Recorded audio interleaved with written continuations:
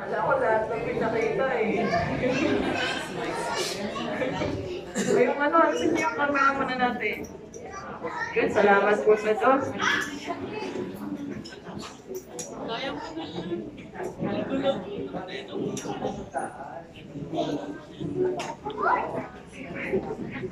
Yes po. Yan po mga kapatid, tayo po ay nakapicturing sa apagid, kasabayan po ng lahat ng mga lokal na nagsasagawa po ng event sa araw po, sa gabi po ito mga kapatid. Nagpapasalamat po tayo dito.